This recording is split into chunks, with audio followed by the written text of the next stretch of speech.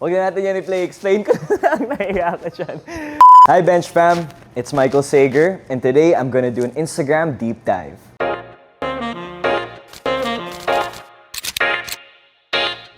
Oh.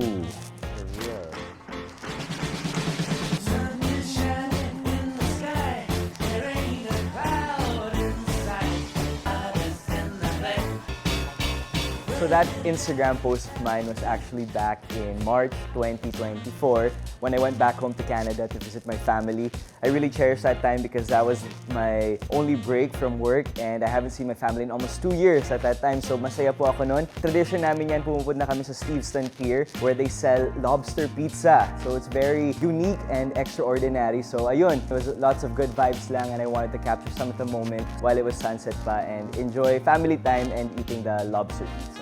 Okay, yes. So that post naman po is very close to my heart because I'm from Marinduque and the province of Marinduque. Well, one of our biggest pride and traditions is the Moriones Festival that happens every Holy Week. So I had the privilege of dressing up as a Morion and that's something that I'm honored to do because it's a sacrifice and it's also a way to appreciate my culture, my religion as a Catholic. Siguro dressing up as a Morion was a cool experience because I did it when I was younger and I got to do it when I was older now and seeing the people doing it actually in Marinduque itself was such a cool experience and I hope to do it again soon. Okay. Huwag na natin yan i-play. Explain ko na lang. Nahiya ka dyan. But anyways, that's one of, trip ko lang talaga yan. I wanted to do a singing reel and the song was What a Wonderful World. It was stuck in my head and at the time, gusto ko lang talaga kantahin. And so ayun, it was a hobby of mine lang to sing and something I want to improve on throughout my career. So yeah, hope to post more singing contents. Someday, when I'm awfully low, when the world is cold, I will feel a glow just thinking of you.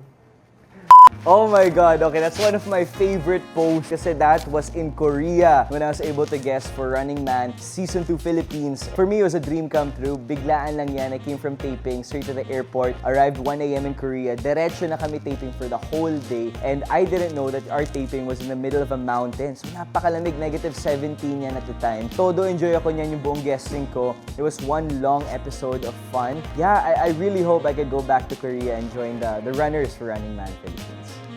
Okay.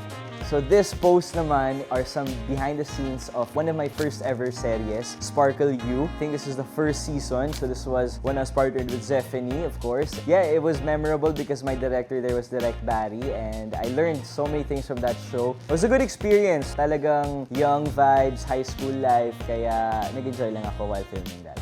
Oh, that one naman was from my recent show, Shining Inheritance. That was one of my most memorable series so far, my most memorable scenes. Because yung nangyari dyan sa eksena, tumalon yung bida, ako at si Kate sa yate. And then sumunod kami until to the point na stranded kami sa isang island. And we filmed that all the way in Subic. So it was a cool experience and ang lamig noon at the time kasi gabi na madaling araw. But ang galing lang. It's something na I didn't imagine myself doing when I was younger. But it's really out of a TV screen yung eksena na yun. So, dream come true and very memorable. So this post naman is with my Lola Oreya in Shining Inheritance, or my Tita Connie in real life. She's someone that I truly value because having her in my life was unexpected and at the same time truly a blessing. I mean, having someone like her who's guiding me in the industry, in life, and always being there for me, to pray for me, something I really appreciate. Kaya Tita Connie, shout out sa'yo. I love you and I miss you and hope to work with you again soon. Ingat ka palagi. Oh, I like this one. This one was my parang pilot preview with the Sager Warriors. Sager Warriors is my supporters, so I really appreciate them. So I wanted to get together for an event and we watched the pilot week of Shining Inheritance because for me it was an accomplishment for all of us. They were there with me since the start, since when I was in Canada pa. Having this milestone and watching it together was really a good moment for me and I really appreciated their efforts and their support and their love. Without them, I wouldn't be here. So yeah, it was a good time lang where we got to celebrate together. Ayan naman, so that's also with my Sager Warriors, my supporters. Every anniversary ng Sager Warriors, we want to organize something where I can give back, where we can all give back. And this was a unique experience for me because it was elderly home care. So something that we didn't know was gonna happen, but we're so happy that it happened kasi seeing the smiles of the elderly, yung mga lola at lolo, natuwa lang ako. And kasi yung iba sa kanila nanonood ng Shining Inheritance at the time. So tuwan-tuwa ako because who would have thought na yung mga lola supported sa ganung serye. So I'm so thankful for them and I'm just happy that we celebrated Christmas with them together. Okay, malakas ang trip ko dyan. Mother's Day. Random ko lang na naisip because I was missing my mom. Usually on Mother's Day, we get her flowers and then we go out. But I was away from my family. Philippines are in Canada. So, ayun, I missed my mom. Sabi ko, mamigay na lang ako ng flowers to random people. I don't know, I really wanted to do it lang. So I bought a bouquet of roses and then I went around Doneta Park to see who was walking ng mga nanay. And ang dami kong na-meet different stories, different learnings. And it's something I appreciate. Kumbaga, spontaneous siya. But I like doing it and I hope to do more of that content soon. And okay, that's the first time I tried playing padel. Very fun sport pala. I'm very into the athletics. I think any sports I will try. Siguro I've always wanted to try tennis again, and of course padel, it's trending. So I got together with my friends. We played a good match. I mean, very competitive. You can see in the videos, may pa-slide pa ako dun. It's a sport that I discovered and I actually enjoy doing and I hope to get to play more. Ayan, birthday ko naman. Fun fact about me, actually growing up, I only had one birthday party when I was 11 years old. Kasi in Canada, February is winter. So bihira lang kami mag-celebrate because nga, ang lamig, ganon. So sabi ko, please 21st birthday ko na. And it's like a debut of a guy sa Filipino culture. So sabi ko, baka naman, uwi kayo, dapat celebrate tayo ng birthday ko. And we did. They all went home and we got together. We celebrated one night lang. And super enjoy ako and I'm so grateful for that night. It was a good debut for me. Ayan. Okay, so that post naman was when I hosted in MOA Arena.